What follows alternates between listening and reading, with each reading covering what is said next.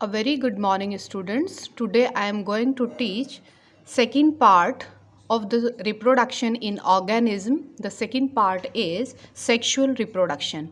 In my previous video, I have already told you about the kinds of asexual reproduction and importance of the asexual reproduction. So we are going to start the second part of this video. This is sexual reproduction. Here is the sexual reproduction. Sexual reproduction किसे कहते हैं? It involves two kinds of gamete. One is male gamete and another is female gamete. This is the symbol of male and here is the symbol of female.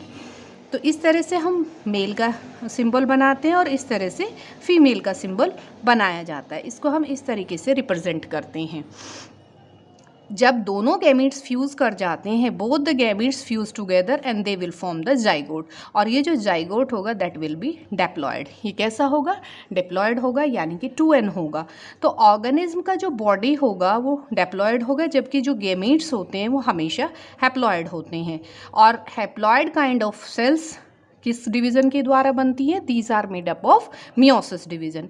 Meiosis और mitosis division आप 11th class में पढ़ चुके हैं और आगे आने वाली वीडियोस में मैं डिटेल में आपको उसके बारे में बताऊंगी. अब बात करते हैं characteristics of sexual reproduction. Sexual reproduction की क्या कैरेक्टरिस्टिक्स फीचर्स होते हैं? तो number 1 very important, this is biparental. Bi means two. It means two parents are involved. In sexual reproduction, two kinds of parents are involved. One is male organism and another is the female. And second is gamete formation. दो तरह के इसमें gametes बनते हैं और जब ये gametes आपस में फ्यूज़ कर जाते हैं तो वो प्रोसेस क्या कहलाता है? That process is known as fertilization. उसको हम fertilization कहते हैं. fertilization के बाद में पूरा जो प्रोसेस है वो माइटोसिस और मियोसिस डिवीज़न के अंडर कंट्रोल रहता है. इन प्रोसेस ये प्रोसेस जो होते हैं ये सारा का सारा सेक्सुअल रिप्रोडक्शन के प्रोसेस में आ जाता है. और क्योंकि मेल और फीमेल गैमीट्स अलग अलग ऑर्गेनिज्म से आते हैं तो इनसे जो डॉटर सेल्स बनेंगी they will be genetically different. उनका जो जीन पूल होगा, यानी कि half genetic material comes from the mother side and half genetic material comes from the father side. यानी कि मेल और फीमेल अलग अलग जगह से आ रहा है तो जो ऑफस्प्रिंग जो डेवलप होगी that will B genetically different. वो जेनेटिकली डिफरेंट होगी. जेनेटिकली डिफरेंट है it means it contributes in the evolution. Evolution में ये पार्टिसिपेट करेगी. इवोल्यूशन ज़रूर होगा इस तरह के सेक्सुअल रिप्रोडक्शन के दौरान. ऑल ऑर्गेनिज्म शो मोर और less similar pattern of sexual reproduction. जितने भी ऑर्गेनिज्म हैं उनमें कम या ज़्यादा जो है सेक्सुअल रिप्रोडक्शन में सिमिलैरिटी होती है. और किसी भी ऑर्गेनिज्म के अंदर 4 फेजेज होती हैं. नंबर 1 फेज़ आती है juvenile phase. Juvenile in case of animals this is called juvenile phase और in case of plants this is called vegetative phase. यानी कि जब तक वो ग्रोथ करता है, growth phase of any organism is known as juvenile phase. उसको हम जुनाइल फेज या बचपन वाली जो फेज होती है वो कहते हैं. Number 2 is the reproductive phase, जिसमें उसके जो रिप्रोडक्टिव ऑर्गन से पार्ट्स हैं वो डेवलप होंगे. इन case of plants that will B flower होता है. लेकिन अगर हम एनिमल्स की बात करें तो एनिमल्स के अंदर रिप्रोडक्टिव ऑर्गन्स डेवलप होंगे. एंड जो प्लांट्स हैं, प्लांट्स को हम ब्रीडिंग फेज या फिर फ्लावरिंग फेज भी कह सकते हैं रिप्रोडक्टिव फेज को. And number 3 is senescence phase. Senescence phase जब वो रिप्रोडक्शन करना बंद कर देता है that is called senescence phase. And last is the death phase. उसके बाद में प्लांट की या एनिमल की डेथ हो जाती है. इट मीन्स ऑर्गेनिज्म की जो पूरा लाइफ स्पैन है उसको हम 4 कैटेगरी में कैटेगराइज कर सकते हैं. नंबर 1 इज जुनाइल फेज और vegetative phase. Number 2 is reproductive phase और ब्रीडिंग फेज या flowering phase. And number 3 is senescence phase या फिर ageing phase. And last is death phase. तो यहाँ हमने यही सब है इसमें कि जुनाइल फेज हम एनिमल के लिए और वेजिटेटिव फेज किसका कहलाता है? ये कहलाता है प्लांट्स का. और एंड ऑफ द जुनाइल और vegetative phase leads to the reproductive phase. किसको करता है? रिप्रोडक्टिव फेज को. अब अगर हम प्लांट्स की बात कर रहे हैं तो कुछ प्लांट्स ऐसे होते हैं जिनमें पूरे साल फ्लावर्स बने रहते हैं, पूरे साल फूल आते रहते हैं. लेकिन कुछ ऐसे होते हैं जो सीजनल फ्लावरिंग शो करते हैं. एक पर्टिकुलर टाइम पीरियड के बाद में ही वो फ्लावरिंग शो करते हैं. इसी तरह से एनिमल्स भी सीजनल ब्रीडर्स होते हैं. जैसे हम एग्जांपल दें, बर्ड्स की बात करें तो बर्ड जो है सीजनल ब्रीडर्स होती हैं. ये एक ख़ास टाइम पीरियड पर ही अपने एग्स को ले करती हैं. अब जो रिप्रोडक्टिव फेज़ हैं एनिमल्स की अगर हम बात करें, हायर एनिमल्स स्पेशली हम मैमल्स की बात करते हैं यहाँ। मैमल्स की जो ओवरी होती है उसमें बहुत सारे साइक्लिक चेंजेस आते हैं। अब इनमें एनिमल्स में भी हम दो कैटेगरी में कैटेगराइज कर सकते हैं। Number 1 is non primate and number 2 is the primate. Non primate में आपके काउज हैं, शीप हैं, ये आ जाती हैं। ये कैसा साइकिल शो करते हैं? They will show the oestrus cycle. Oestrus cycle show करती है और ऑस्ट्रस साइकिल के दौरान ही उनके अंदर जो फर्टिलाइजेशन की टेंडेंसी है वो सबसे ज़्यादा होती है और उस समय वो मेटिंग या कॉपुलेशन करने की टेंडेंसी आ जाती है। और इस पीरियड को हम हीट पीरियड या फिर ऑस्ट्रस पीरियड या फिर रटिंग पीरियड भी कहते हैं। जैसे हम एग्जाम्पल लें, काऊ के अंदर ये जो रटिंग पीरियड होता है वो 18 आवर्स का होता है। इसमें सबसे ज़्यादा साइक्लिक चेंजेस होने की वजह से वो मेटिंग के लिए रेडी हो जाती है। और बाकी का जो फेज़ है, इसके अलावा जो फेज़ होता है जिसमें उसकी रिप्रोडक्टिव ऑर्गन्स के अंदर चेंज नहीं होता है, उस फेज़ को, उस पीरियड को हम एनऑस्ट्रस फेज़ या फिर पैसिव फेज़ कहते हैं। इसमें वो मेटिंग नहीं करती है। सेकंड आता है आपका इन प्राइमेट्स। प्राइमेट्स की बात करें, जैसे हम मंकीज़ है, एप्स है, ह्यूमन बींग्स हैं, इनके अंदर जो साइक्लिक चेंजेस आता है वो मेंस्ट्रुअल साइकिल कहलाता है। मेंस्ट्रुअल मीन्स मंथ, यानी कि हर महीने उसमें चेंजेस आते हैं रिप्रोडक्टिव ऑर्गन्स के लिए। और any time they can mate, वो किसी भी समय मेटिंग के लिए रेडी हो सकते हैं। तो ये दो तरह के आपको बताया, प्राइमेट्स और नॉन प्राइमेट्स। नॉन प्राइमेट्स में आपका काव आ जाता है और प्राइमेट्स में आपका मंकी और मैन आ जाता है। रिप्रोडक्टिव फेज के बाद में नेक्स्ट फेज आती है सनाइसेंस फेज और ageing phase. The period between the reproductive maturity and death of an organism, यानी कि एजिंग, बुढ़ापा, प्लांट्स की भी एक पर्टिकुलर टाइम पीरियड होता है जिसके बाद में वो सर्वाइव नहीं करता है, समाप्त हो जाता है। तो वो जो एज पीरियड है, वो जो पीरियड कहलाता है वो सनाइसेंस फेज कहलाता है।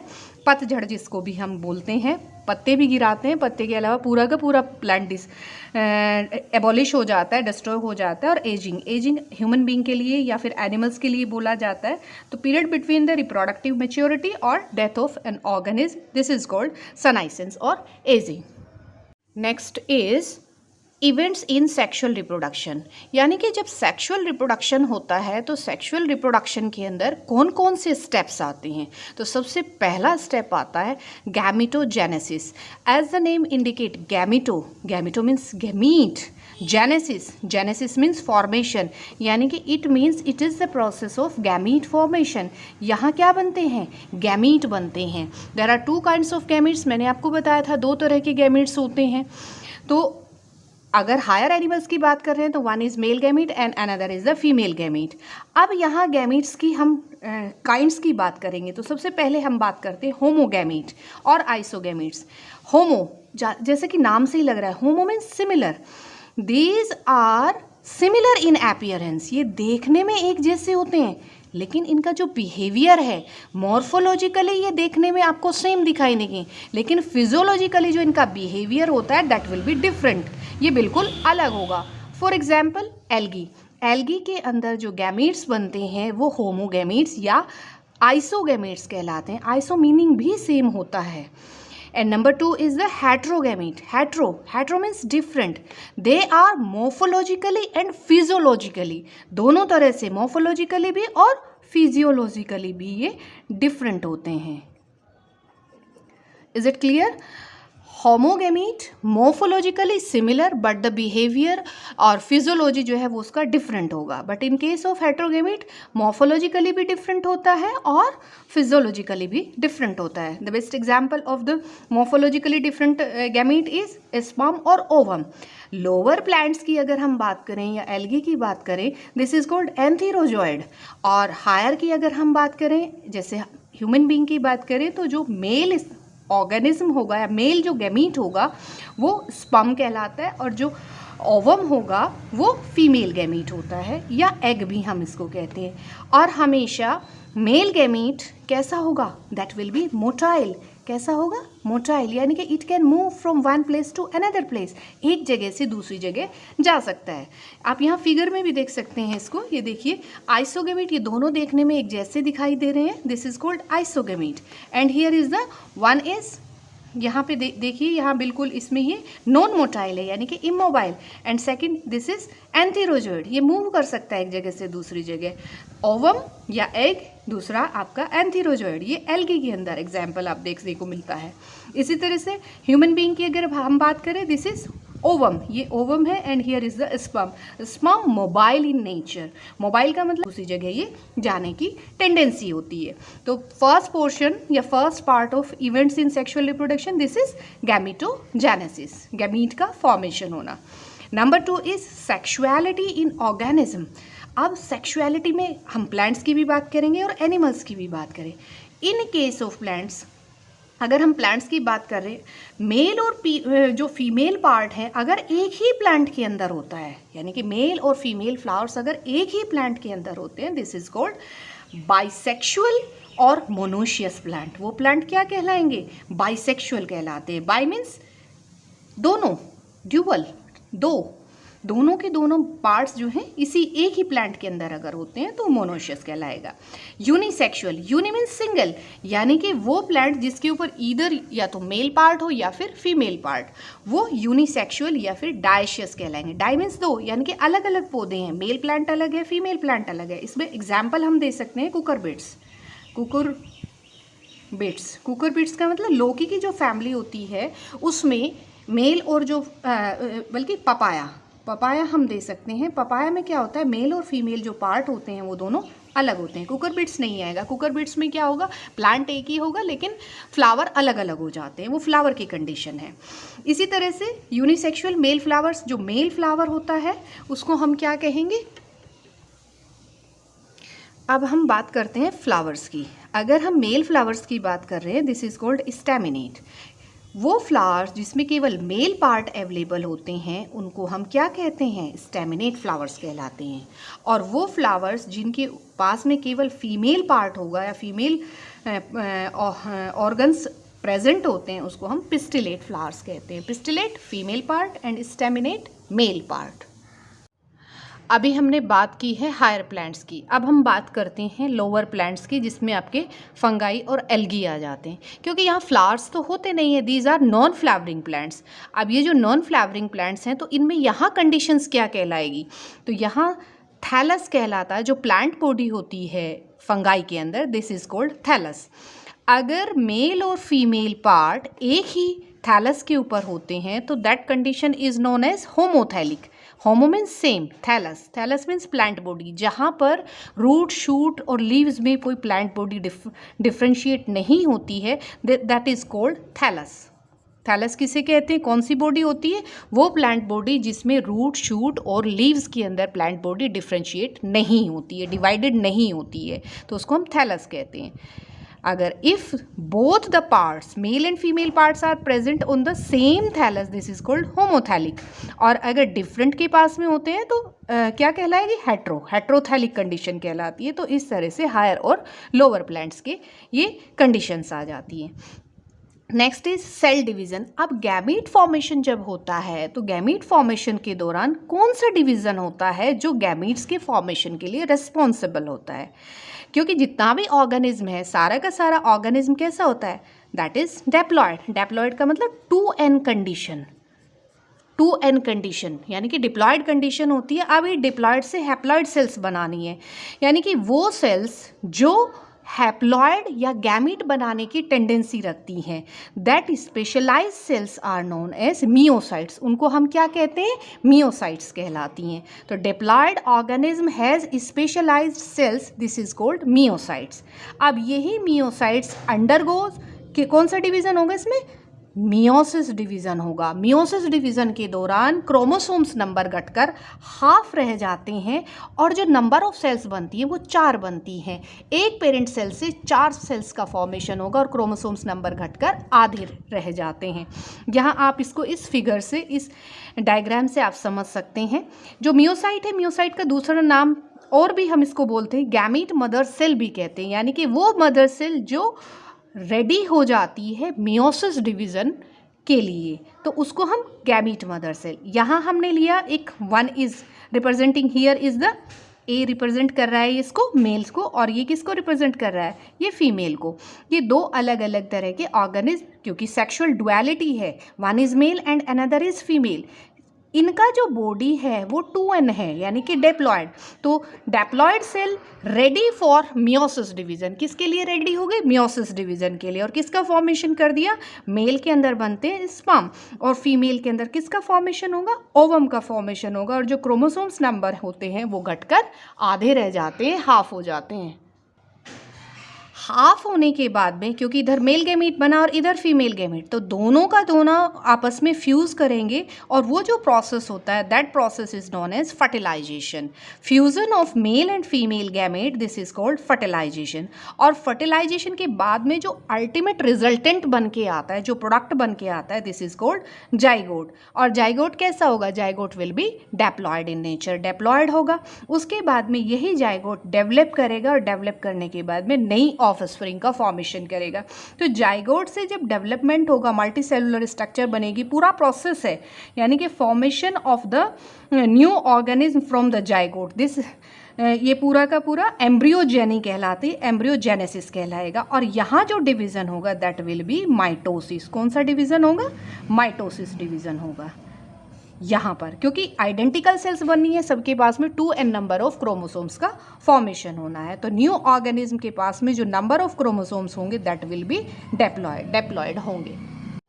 अब गैमीट फॉर्मेशन हो चुका है, तो गैमीट अब ट्रांसफ़र कैसे होंगे, next topic is the gamete transfer. अब गैमीट ट्रांसफ़र हम प्लांट के केस में भी पढ़ेंगे और एनिमल के केस में भी। इन case of plants, male gamete transferred by pollen grains. जो मेल गैमीट है वो कहाँ से ट्रांसफ़र होगा, पोलन ग्रेन से। ये पोलन ग्रेन का फॉर्मेशन कैसे होगा, इसको हम sexual reproduction in case of plants में पढ़ेंगे डिटेल में।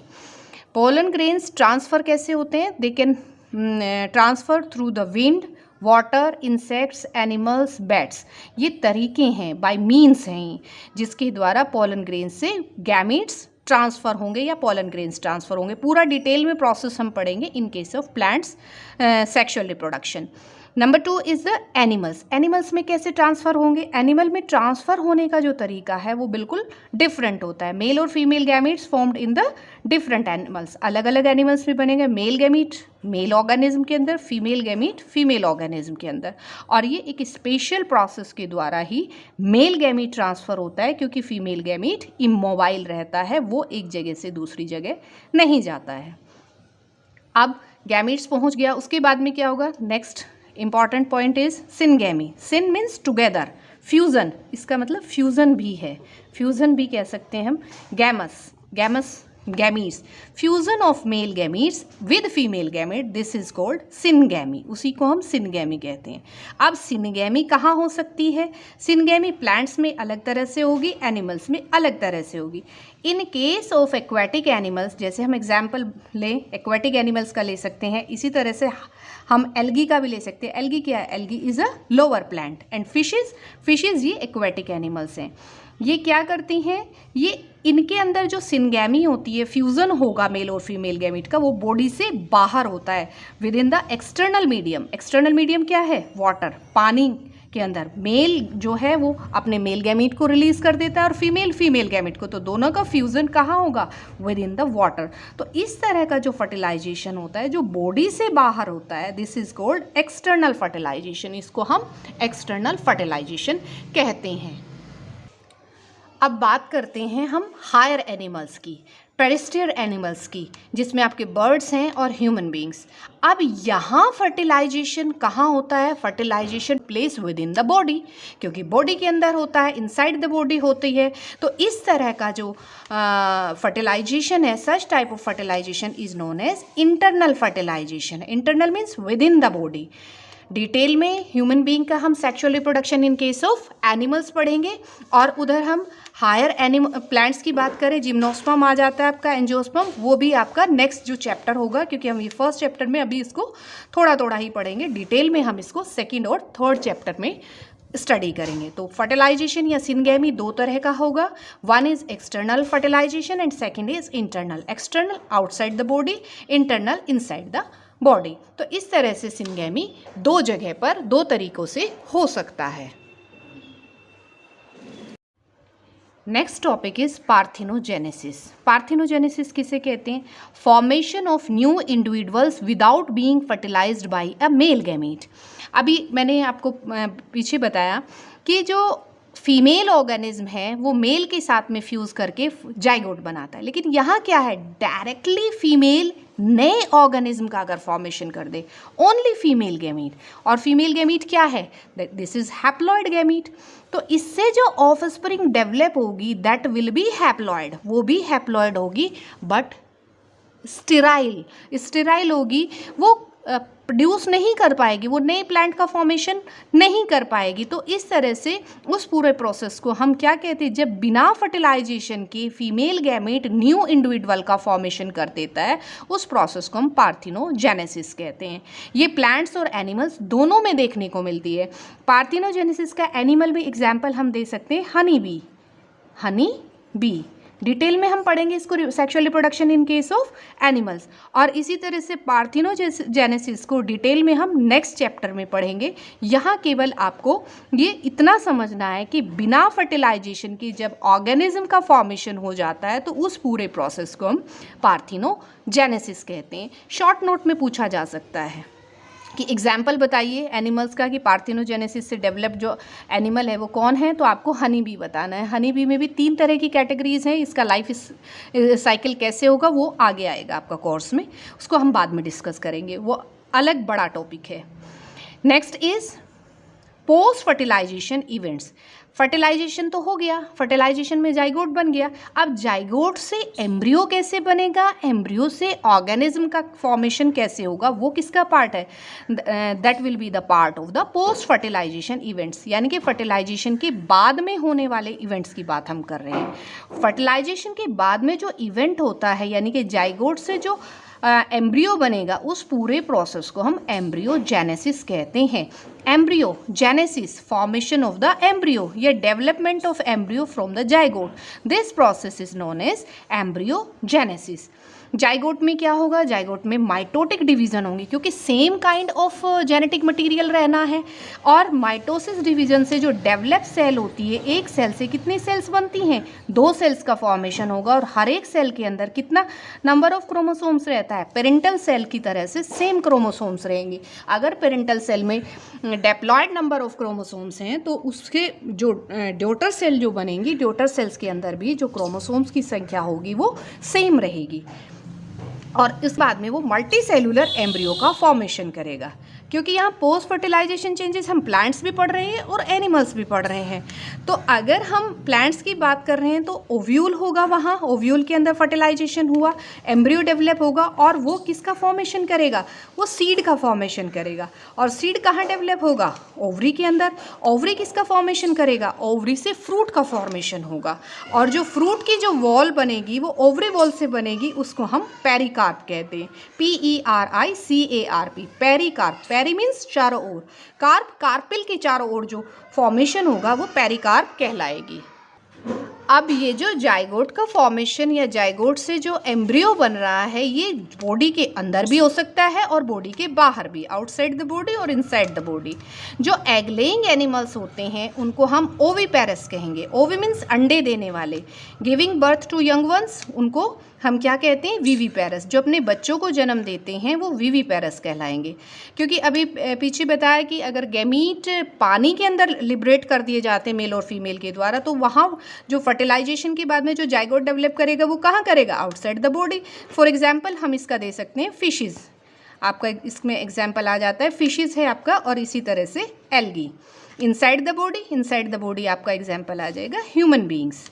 ह्यूमन बींग्स के अंदर जो डेवलपमेंट होगा एम्ब्रियो का वो विद इन द बॉडी होता है। तो इस तरह से पोस्ट फर्टिलाइजेशन चेंजेस में एम्ब्रियोजेनी प्रोसेस आता है, एम्ब्रियो का फॉर्मेशन, और इसी एम्ब्रियो से फिर न्यू ऑर्गेनिज्म का फॉर्मेशन होगा। प्लांट्स में सीड बनेगा और फ्रूट का फॉर्मेशन होगा, और एनिमल्स के अंदर न्यू ऑर्गेनिज्म का, न्यू बेबी का फॉर्मेशन होगा। डिटेल में वो सब प्लांट्स वाला प्लांट में आएगा और एनिमल वाला एनिमल वाले पार्ट में आ जाएगा, सेक्सुअल रिप्रोडक्शन इन एनिमल्स।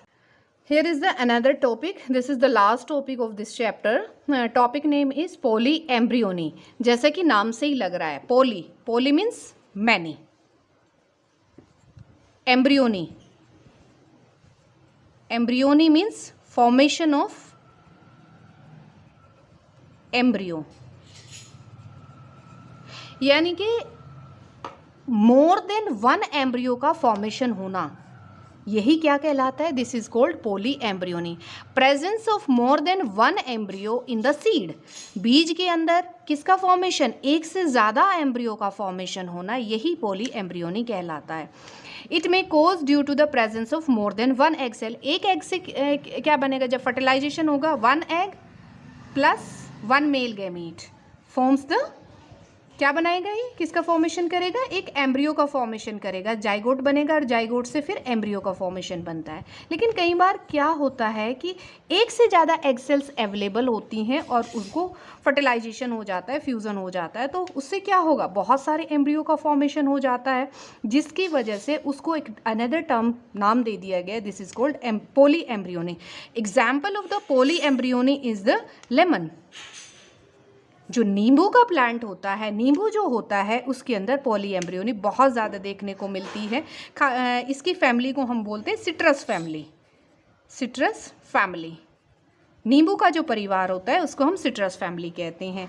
तो it may be cause due to the presence of more than one egg cells in the embryo sac. Embryo sac के अंदर एक से ज़्यादा जब एग सेल्स होंगी और उनका फर्टिलाइजेशन हो जाएगा ओव्यूल के अंदर, तो वो किसका फॉर्मेशन करेगा? It will lead the poly embryony. तो पॉली एम्ब्रियोनी शॉर्ट नोट में पूछा जा सकता है कि किस में होता है, किस तरह के प्लांट्स में होगा, एग्जाम्पल आप दीजिए और पॉली एम्ब्रियोनी का मीनिंग क्या है। तो स्टूडेंट्स, मुझे लगता है कि आपको टॉपिक कंटेंट क्लियर हो गए होंगे। फर्स्ट चैप्टर आपका कंप्लीट हो जाता है, रिप्रोडक्शन इन ऑर्गेनिज्म। अगर आपके कोई क्वेरी है, कोई प्रॉब्लम है किसी कंटेंट में, किसी टॉपिक में, तो आप मुझसे पूछ सकते हैं। कमेंट सेक्शन में जाइए, अपना क्वेश्चन वहाँ छोड़ दीजिए, आपके क्वेश्चन को मैं आंसर ज़रूर दूँगी। आई होप स्टूडेंट्स आपको कंटेंट क्लियर हो गया होगा, और अगर आपको नोट्स भी चाहिए तो आप डिस्क्रिप्शन बॉक्स में जाकर टेलीग्राम के लिंक पर क्लिक करके वहाँ से नोट्स को डाउनलोड कर सकते हैं। जल्द मिलते हैं नेक्स्ट वीडियो में। Thank you, have a great day, bye bye.